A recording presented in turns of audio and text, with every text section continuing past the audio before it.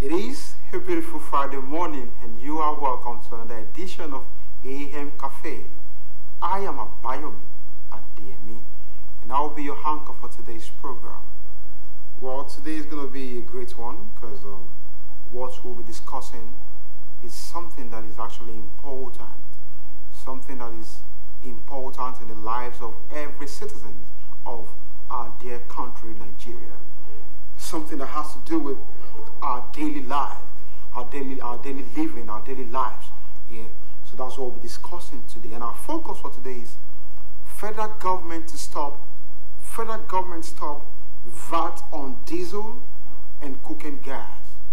Federal government stop VAT on diesel and cooking gas. For some of us that doesn't know the meaning of VAT, that is value added tax. Federal government has decided to stop value added tax on diesel and cooking gas. Well, I'm not in the studio alone. I'm here with our guest, Comrade Olumide Faniro. He's a social analyst, a renowned social analyst, and he's going to help us talk, expatiate, and dig deep on this particular focus for today, which is federal government stop value added tax on diesel and cooking gas. Comrade Olumide Faniro, good morning. Good morning, sir. Yeah, and how are you feeling today? We thank God for the spirit of life, and we thank God for the honor given to me this morning to be with you at this studio. I appreciate it. Well, federal government has announced that the importation of key energy products and infrastructure, including diesel, feeding gas, liquefied petroleum gas, compressed natural gas, electric vehicles, liquefied natural gas infrastructure, and clean cooking equipment would no longer require value-added tax. Comrade, the very first question is, because our people at home would like to know, our viewers at home, what do you think made the federal government to make this new policy? Mr. Moderator, I appreciate you. First and foremost, what is value-added tax for the viewer at home? Value-added tax is a source of revenue for government. It's a policy of government that is known to law. And when we are talking of value-added tax, it's an indirect tax imposed on goods and services at the production level to distribution level.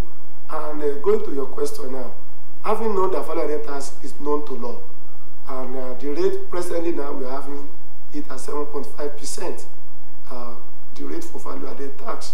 And with the question now raised that government is having an opinion, let me say decision, to remove this VAT on these goods that we have mentioned above, to me it's a good development.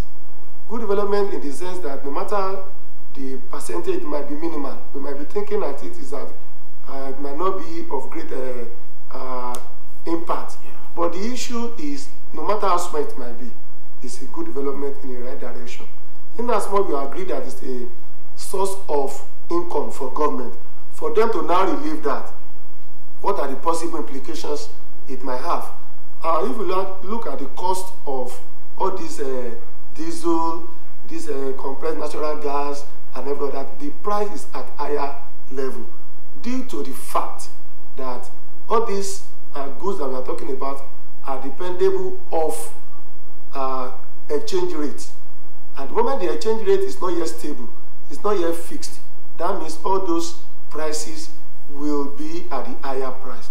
We all know what dollar is talking about. We all know what the pound is talking about. So for them now to remove 7.5% of these goods, definitely it will reduce the consumable price at the market, which directly or indirectly is a plus to the government, at the same time to those people that are consuming all these goods that we are talking about. No matter how small, it will relieve the price. Do you think this VAT is being removed because of the clamoring of the citizens, about hunger and pain? Well, we cannot remove that. want to believe that this government is a sensitive government because people have been clamoring, talking about this high cost of living. So for them to have done this, I want to believe that it's still part of democracy. Because when you talk of democracy, you have to listen to your citizens because people are really yearning about the high cost of living. Yeah. So I want to believe that the government is listening to the citizen, and that is the resultant effect that we are now seeing in this aspect of goods and services distribution. Okay. Before we move into the, how it's going to lessen the hunger and pain out there, first let's talk about this. Aside from that, I want to believe that there are other factors, that sustain the high price of cooking gas in Nigeria. Now, comrade, apart from that, what other factors would you say,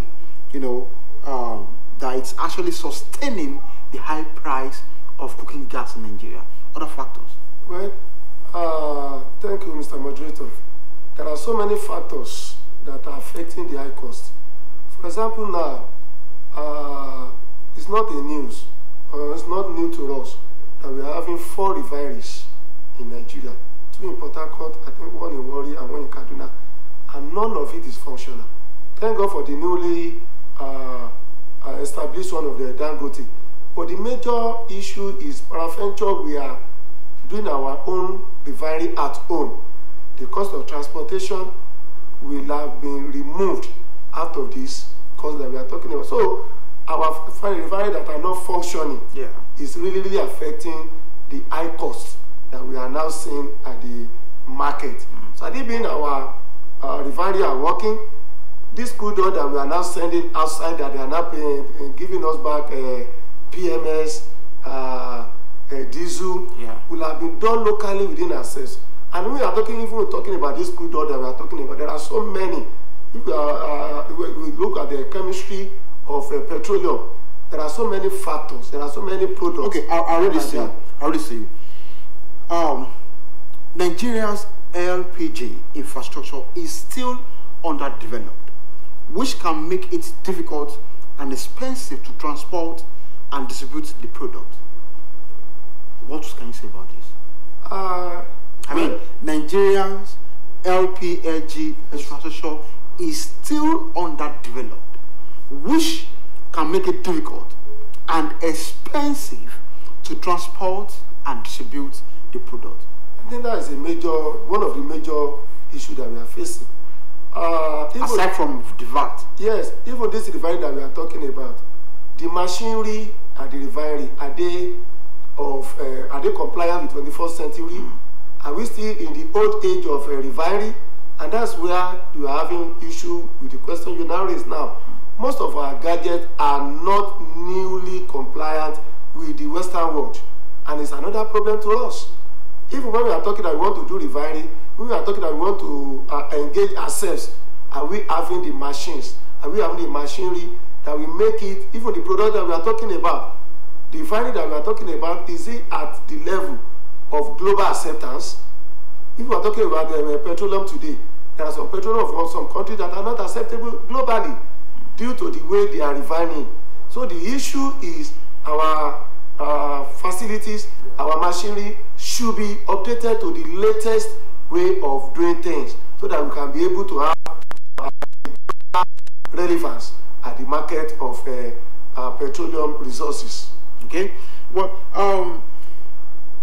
the statement was made. This statement is in its avowed determination towards ensuring a boost in the nation's upstream and downstream. Now, the federal government has introduced groundbreaking concessions aimed at revitalizing the industry.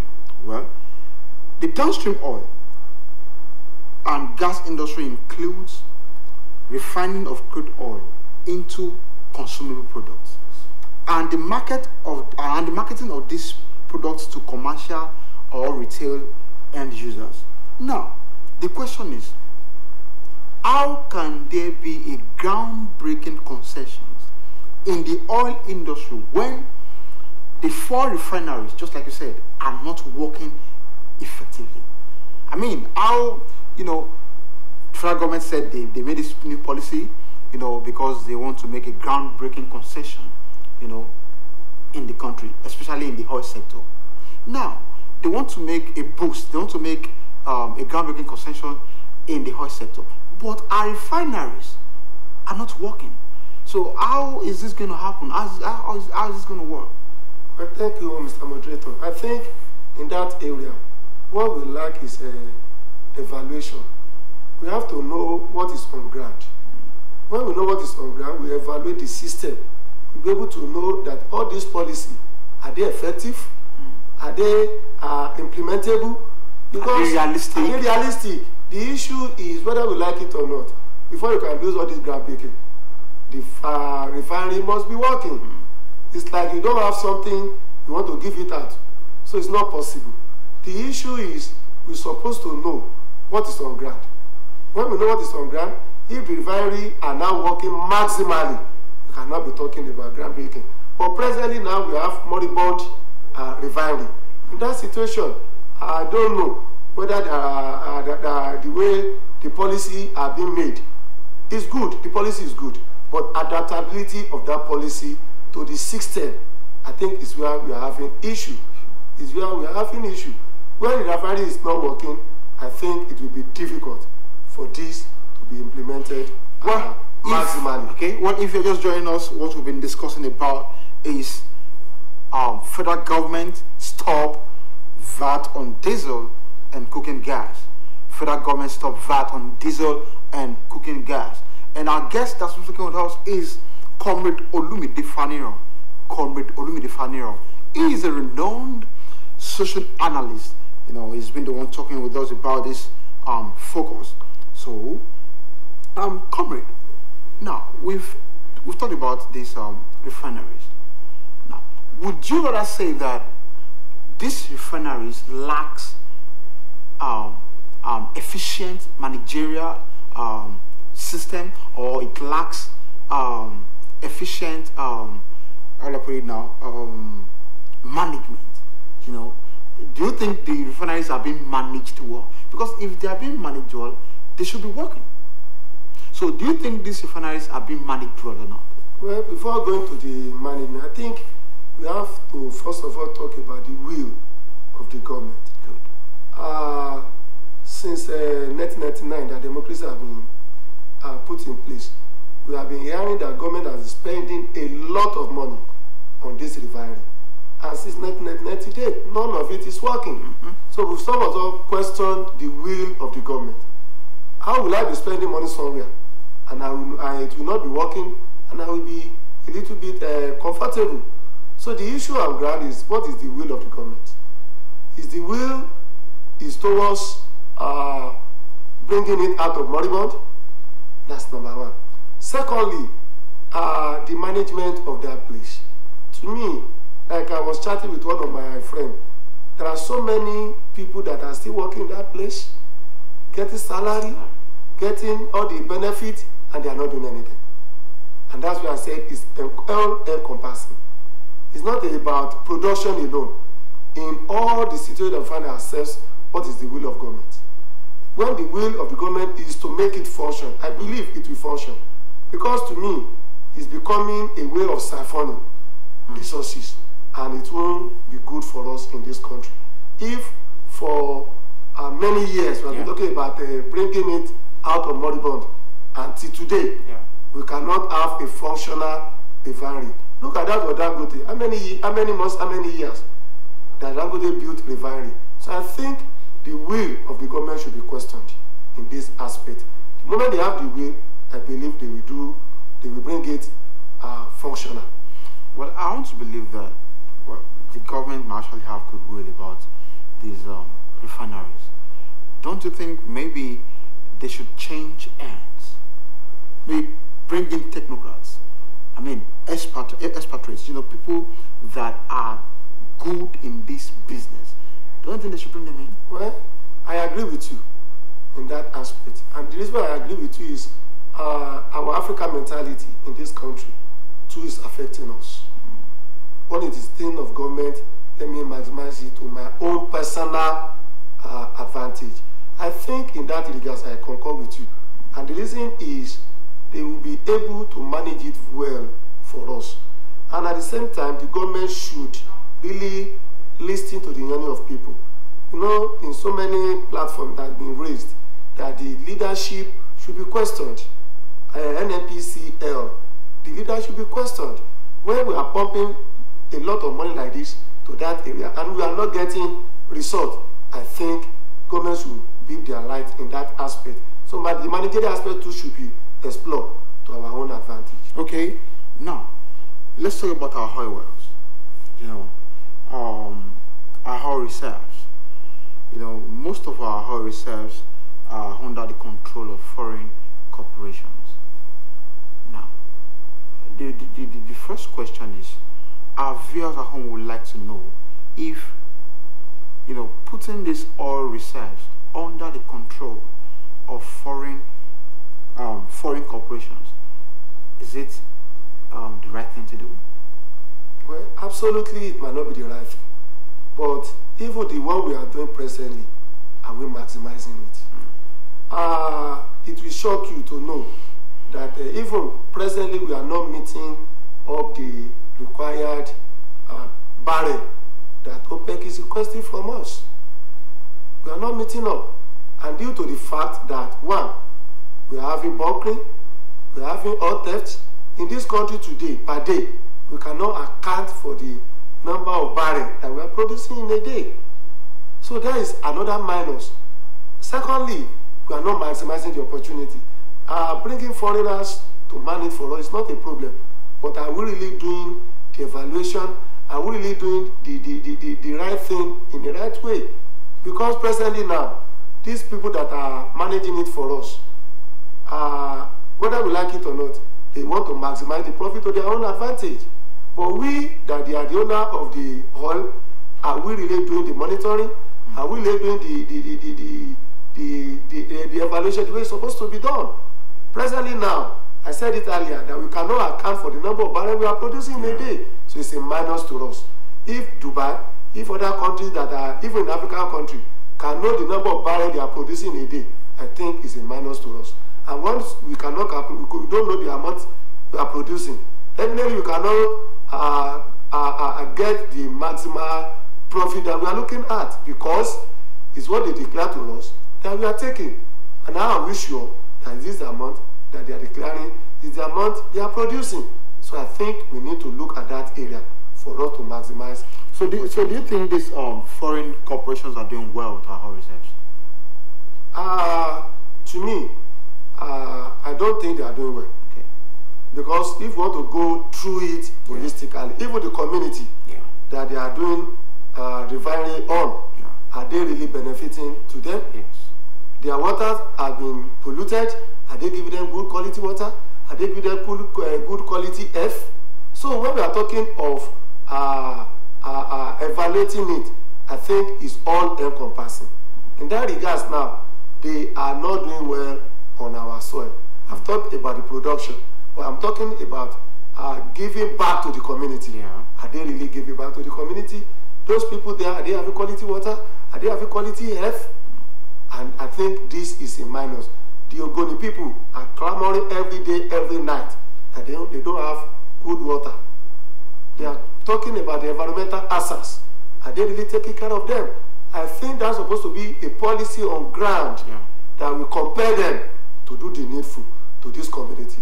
Because whether we like it or not, they are having negative resultant effect on their health. So in that area, we have to do the holistic approach to it and really analyze whether they are doing well or not. But to me, I still want to believe that presently we are not maximizing the opportunity to our own advantage, and it's a minus to us. Okay, just like right here, Muhammad Manga, the Ministry of Finance Director of Information and Public Relations, stated that these incentives are meant to stimulate the country's oil and gas industry. But now, the question is, how are we so sure that this policy would actually be effective? You know, we have several policies in Nigeria, you know, that has been made, and at the end of the day, you know, they are not being, effective. So now, I also show that this policy, this particular policy of removing VAT from our cooking gas and all, I also show that these policies are going to be effective. Well, thank you, sir. As earlier on said, the issue is making policy is not a problem. Exactly. But adaptability of that policy to the current situation is our major issue. Policy being done in the Europe does not mean that it's going to work here.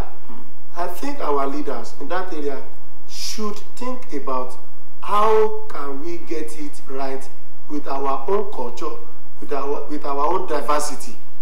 Like the question you raised now, the thinking of we Africa is anything of government is not mine, and it's a bad omen. Bad mentality. Yeah, bad mentality. Thank you, sir. Bad mentality. And with this one that we are talking about, I think government will need to really do analysis of this fat subsidy. Let me call it subsidy given to us, because if you fail to monitor it, if you fail to do evaluation whether it's imparting the economic effect on our people, that means it's going to be a failure. But to me, I think government needs to really do the evaluation, really monitor and know. And they can do it, one, at the consumer's level. What are the rate they are buying all these things before removal of VAT? Yeah. What are the rate presently now? Because if care is not taken, sir, you might not even see the difference because of the mentality of Africa. They might be telling you, I still have the one I bought with fat. I cannot be selling this one that they just remove fat. It's when I bought the one they remove fat on that I'll be selling at that rate. But there's supposed to be a way that we measure, or the way that we monitor, so that that level will be felt, or that reduction in price will be felt at the level of the citizen. But if you just say we remove it at the top and we don't monitor it, or we don't even do the evaluation, it will be back to square one, and it might not really yield what we are thinking of. Okay, do you think this subsidizing should have been on fuel and not gas? I mean, do you think government should have actually subsidized the price of fuel? I mean, PMS, rather than Well, you see, this gas? it is done us all now. When we are talking of what really brings us together in terms of social amenity that we are talking about, is PMS. If you see somebody in the village, you say, I want to sell a tomato, for example, the price is high. It will tell you fuel. It will tell you transportation fee. So this issue of subsidy, to me, I think we should revisit it. If at all we want to really yield to the yearning of the citizens of this country, the issue of subsidy in fuel should be reviewed. And what do I mean with that? Is this PMS that has connected all things together. Look at the last year, what is the transport fare to Ibadan? What is the transport fare today? And whether we like it or not, such an individual who is supposed to be a driver, want to get profit on his own job. Look at all other aspects. Look at education now. There was a time when some institutions are being locked out of electricity supply because of the fee in the electricity. So I think government should review this issue of removal of subsidy, but with a caveat. We need to really monitor, because what government is saying that some people are eating fat on the removal on the issue of subsidy.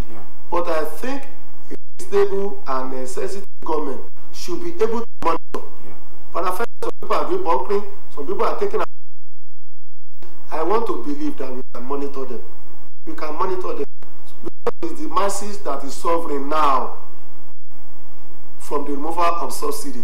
But when we are saying some people are taking our oil to the neighboring country, it's not an individual, it's not a downtrodden citizen of this country. They are people that are well known. So I think government can look to that area, really monitor them, not allowing them to take our friend to the neighboring country. But to me, I still believe subsidy removal should be revisited. Good. Because when you look at it, you see that PMS is actually more consumed than the gas of the thing. Yeah, because wherever you're going, PMS actually control most of what we do. Yes, exactly. And now, this VAT of the thing that has been removed from gas, how do you think is going to lessen the pain and hunger out there? Well, when we are talking of gas, as you said earlier, because not everyone uses gas at home. That's where I'm going. Using cooking gas. It's just a limited number. So to me, is preferred to be on PMS. Because PMS is with everybody, whether directly or indirectly. We are all using PMS. We still have some people today in the let me say communities of lesser people or in the villages that are not majorly consuming PMS. Majorly consuming gas, but they are consuming PMS. So it will have been better to be on PMS than to be on gas. Okay, just recently, you know, Nigeria, federal government came up with this LNP cars and trucks. And, you know, cars and trucks that uses gas. Yes. So, Lafarge Africa launches natural gas powered trucks to promote clean energy and a safe environment. Now, do you think this introduction of gas, cars and all, do you think is going to help in a little way? Do you think it's going to help? Well, I believe it's going to help. Paraventure, there is sincerity in it. Like electric cars that we are talking about, all of us know what electricity is doing in this country. If we are now saying electricity car, we have to think about how we charge it. Do we have a stable electricity? So with what I learned, that once charged can take 12 hours, 12 to 18 hours. But do we have stable electricity? That's number one. Two is all this CNG that we are talking about. Even conversion from old to new is roughly 400 to 600,000. Average citizen of this country might not be able to afford that, which is another problem to us. And having done that, how are we sure that we are going to have stability in supply of the CNG? In as much we are still relying on importation, I think that's going to be a problem. Because most of this CNG that we are talking about is importation. Let us look on how to do it locally. Look at our gas flaring. We are not maximizing it. What is gas flaring? Most of it are still waste on the production. Yeah. So I still want to believe that it's not a matter of bringing a new idea. I said it earlier, it's adaptability of that idea to our own situation. To our own situation. It's a good invention. Yeah. It's a good one. But how are we going to make it effective with our own situation in this country? Average individual won't be able to afford that conversion. Are government going to subsidize it? Are they going to do it for free? These are still areas that need to be explored. But one thing I know is it's working in other climes. Yes. If really we have the sincerity and the will, I believe it can work. But we have to put some things in place. Fún àwọn èèyàn àtúnbẹ̀nílé tí wọ́n gbọ́ fìtì ní èdè tí à ń sọ láti àárọ̀, ohun tí a ti ń sọ láti àárọ̀ náà ni pé ìjọba àpapọ̀ wọ́n yọ owó orí lórí epo tí a fi ń ṣe oúnjẹ, ìyẹn ni gas, cooking gas àti diesel. Ìjọba àpapọ̀ wọ́n yọ owó orí lórí rẹ̀, wípé owó ìta ń san lórí rẹ̀ tẹ́lẹ̀ pé wọ́n ti dópin pé a ò ní san mọ́. Ìdí nìyí tá ń pé àwọn bàbá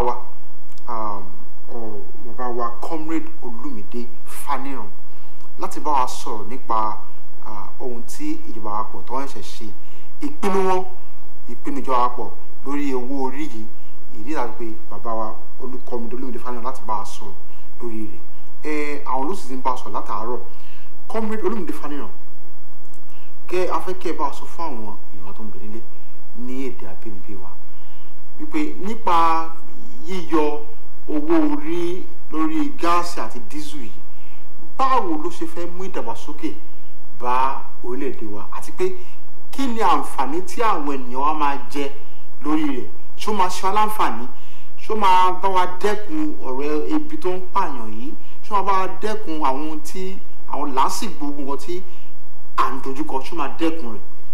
ẹ ṣe gan sa mo dẹ̀ dúpẹ́ fún àǹfààní láti wà lórí ètò yín kí ni value added tax nígbà ká mọ̀ bẹ́ẹ̀ ni wípé ó jẹ́ owó orí tí ìjọba ń gbé lérí àwọn ìpèsè ohun èlò ní àwùjọ ó dẹ̀ jẹ́ ọ̀nà tó pé ìjọba fi ń jèrè owó fún ṣíṣe ìjọba àtàwọn kọ́ mọ eléyìí pé nǹkan tó yẹ kí ìjọba ṣe ni torí pé òfin ni owó orí Yorùbá gá sọ pé dandan lówó orí tó láti lásọ ìbúra mo tán bá wá sọ pé àwọn yọ kúrò ẹ jẹ́ ká lù ọlọ́gọ ẹnu pé wọ́n yọ kúrò torí pé wọ́n ṣe dáadáa tàwa ní ká wò gẹ́gẹ́ bí ètò ìlànà ìjọba tó yẹ ká máa yọ ni tàbá dẹ̀ wò kí ni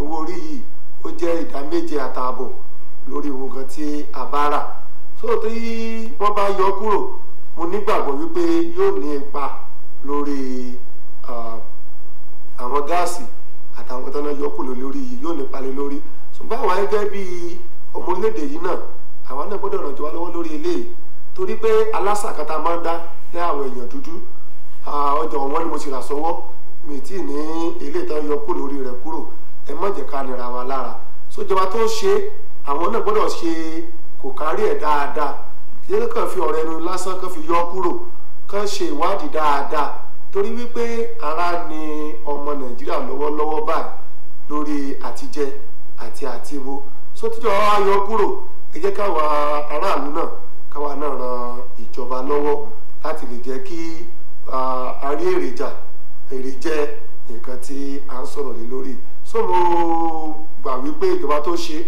wọ́n fẹ́ kára dẹ mẹ̀kúnnù ni mo káwa mẹ̀kúnnù náà káwa ni wọ́n fara nira wa lára. àti pé kọ́mẹ́dì wa nípa àwọn ilé ìfọ̀pọ̀ wa kí ni ẹ rò bóyá ó yẹ kí ìjọba ṣe láti mú pé kí àwọn ilé ìfọ̀pọ̀ yìí kó bẹ̀ sí ṣiṣẹ́ padà. ẹ ṣe gan san ó yani lẹ́nu wípé lájọ láti bẹ̀rẹ̀ sí ń pariwo àwọn ilé ìfọ̀pọ̀ wa yìí kò tí ì sí kàkà tí wàá lè sọ pé ó ń ṣiṣẹ́ wọ́n ti ń dá wa ní oṣù kẹjọ wọ́n ń dá wa lóṣù kẹwàá wọ́n ń dá wa lóṣù ó dẹ̀ kò ṣe é gbọ́ létí kó jẹ́ pé bá a ṣe wá tóbi tó ní Nàìjíríà yìí ká má wà ní ilé ìfọ̀pọ̀ tí ara wa giant of Africa kò dáa tó àwọn tí ò tó wa wọ́n ní ilé ìfọ̀pọ̀ títí wọn so tábà wá nílé ìfọ̀pọ̀ 4 látàrí ìjọba tó ti lọ lọ́ọ̀lọ́ láyé Buhari nígbà tó ṣe ìjọba ológun títí wá dé kó wá sí pé kankan wá ṣiṣẹ́ láti 1999 dájú bá ti gba ìjọba ara wa àti náwó sí ilé ìfọ̀pọ̀ yìí kò sí kankan tó so kò bójúmu tó ó ti jẹ́ ẹ̀kan tí ẹ pé ó fi ń ni wá lára torí pé gbogbo àwọn èròjà epo yìí wọ́n á kó níbí lọ sókè òkun wọ́n á bá wa fọ̀ ní òkè òkun wọ́n á kó padà wá síbi. adẹ̀ ń sanwó nínú epo tá ń sọ yìí oríṣiríṣi èròjà ló wà ńbẹ̀ ẹ wo asphalt tá a fi ń da ọ̀dà inú ẹ̀ ló wà kerosene inú ẹ̀ ló wà àwọn tá a fi ń ṣe ike inú ẹ̀ ló wà àwọn àkọ́kọ́ wa kó lọ sílẹ̀ òkèèrè kan bá wa fọ̀ wọ́n sì wá kó padà tá a bá fẹ́ wá gbé padà àwọn ará ní owó iyebíye òun ló ń fà tó jẹ́ pé epo wa ń wọ́n so táwa nílé ìfọ̀pọ̀ tiwa ní orílẹ̀-èdè yìí yóò ràn wá lọ́wọ́ gidigidi fún àkọ́kọ́ owó ọkọ̀ tá a fi ń gbé lọ yẹn yóò kọ́kọ́ kúrò ńbẹ̀ ìkejì ni pé àwa la ń fọ̀ kan wá lọ́wọ́ ara wa á lè jẹ́ kí ó wà ní gbèdéke fún lílò ti ara wa nínú ilé so èmi rọ̀ wá mo rọ̀ ìjọba wa kán bá wa wo nǹkan ṣe sí agbọ̀n yìí tí ilé ìfọ̀pọ̀ tí wọ́n bá ti bẹ̀rẹ̀ sí ní iṣẹ́ dáadáa á rí i pé yàtọ̀ máa wà ó yani lẹ́nu ẹ jẹ́ ká wo ilé epo fọ́pọ̀ Dangote ẹja wo yóò tó fi ṣe nígbà tí ọlọ́dọ̀ nìkan bá wá ṣe yẹn ẹ̀ka wá wo ìjọba láti bí 20 ọdún 30 ọdún àwárí ilé epo tí tó ilé fọ́pọ̀ tó ṣe lẹ́yìn ìgbà yẹn nǹkan mú ká tó wò bẹ́ẹ̀ ni pé ọ̀pọ̀ ti sún kúrò nínú àwọn èròjà tá a ní láti máa fi ṣe ìfọpo yìí fún àpẹẹrẹ ẹ jẹ́ ká wo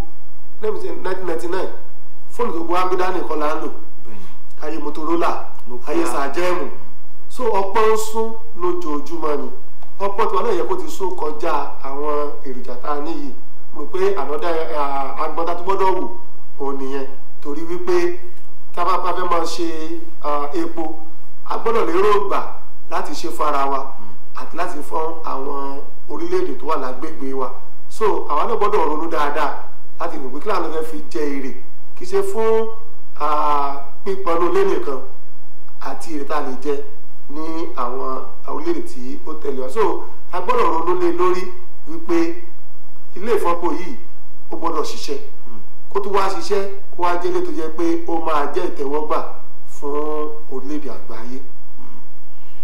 ẹ ṣé gan comrade wa ẹ ṣé gan. Well, we've heard it all from her comrade, Comrade Olumide Faniran, about the new policy that the federal government just declared. Exactly. So, well, the federal government has decided to remove VAT from cooking gas and diesel. So let's be hopeful that this decision made by the federal government is going to help. It's going to help lessen the pain and hunger out there. Let's be hopeful. Let's remain hopeful, and let's believe that Nigeria is going to be great again. Well, due to our time constraint, we'll be able to go further than this. But first, I must appreciate you, Comrade Olumide Faniran, for coming on our program today. And to thank you for coming on our program.